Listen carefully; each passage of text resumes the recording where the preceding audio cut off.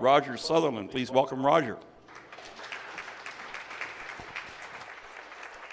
Huh? No handshake?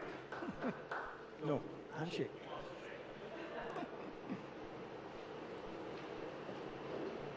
Thank you, Mr. Toastmaster. And where's Gordon?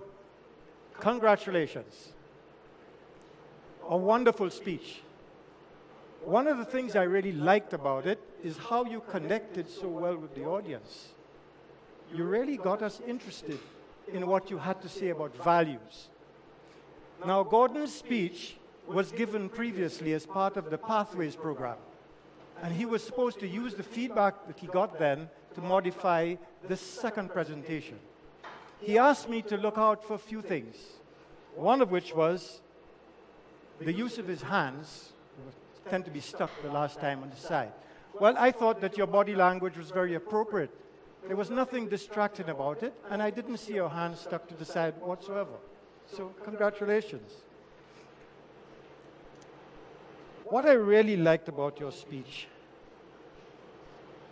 was the way that you set up, didn't he, the reason for having good values. You used an experience at work which was real. So we could relate to that, and I love that. I like the use of your example as well with the athlete. That stuck in my mind. Because values are very important. You wouldn't know this, but I had intended to give a speech on this very subject, so I learned from you. Suggestions going forward. Just suggestions. Perhaps a little more vocal variety might be appropriate. I know you are using the microphone, and perhaps you were not accustomed to that, and that may have been a reason that you didn't feel you had an opportunity. But I think there was an opportunity to expand with vocal variety. That sometimes you could have lowered your voice, sometimes raised your voice to make a point, and use some pauses. But you were a little bit monotone, so just have an eye on that. And the major point that I want to leave you with,